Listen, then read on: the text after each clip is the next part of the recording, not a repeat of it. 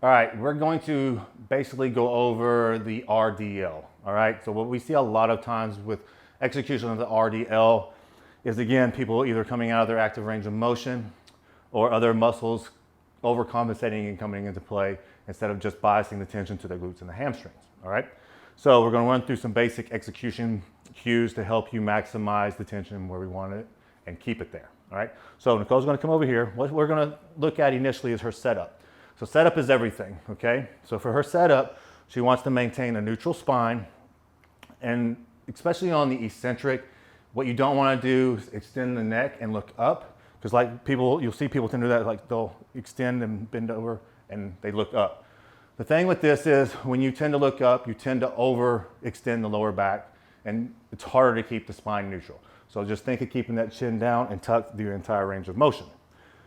From there, maintaining the neutral spine, your thought process is just mainly hinging at the hip. It is not bending over and standing up. So you want to get that thought process out of your head. So she's going to pick up the dumbbells. And obviously this applies to a barbell as well. So she's going to think in her head, she's just going to push her hips back and just keep pushing back, pushing back, pushing back, pushing back, pushing back. Then she gets to her end range. And then what you tend to see people do is they keep bending over. Even this is past her active range. So if she bends over more, you're going to see it's all flexion in the lower or in the upper back, thoracic, even in the lumbar. And then when she starts the concentric, she goes back into extension in the back and then stands back up. So you're like handing it off at the bottom from the glutes and the hamstrings back into the erectors and then back and forth.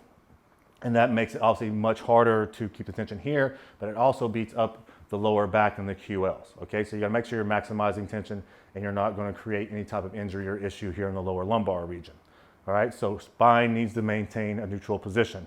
So she's gonna go back through the range. She's pushing her hips back, pushes them back, pushes them back. She pauses here. So your thought process from this transition point is forget about the bar or the dumbbells in your hand, and all you're trying to do is pull the glutes under you and push your hips forward. So she's pulling her glutes under her and the hips coming forward. So pulling the glutes under, and then that's it right there. If she starts coming up any higher, which a lot of people do, it's all extension in the lower lumbar. You take the tension off the glutes and the hams, put the pressure here, and you're stacking your joints. Again, we're not maximizing tension, okay? So one more time through. She's pushing her hips back, hinging, hinging, hinging, hinging, and then pull the glutes under her, hips coming forward, and then she's in a good position. One more thing I'm going to touch on really quick is, you can put those down, because a lot of people will tend to want to elevate their ball of their foot because in their head, it does a couple of things. It helps them to sit back into their heels more, which it does.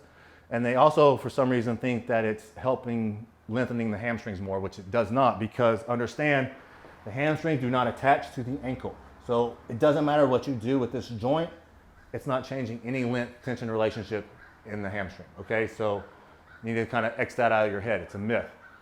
The other thing is, yes, it can help you to sit in your heels more, which you want to do, but it also creates a little bit more instability.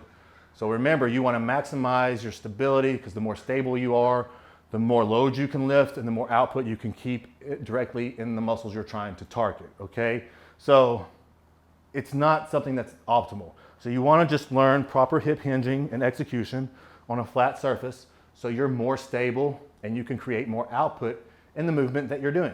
All right, guys, so the key takeaway points here is, number one, maintain a neutral spine at all times. Don't look up on the eccentric.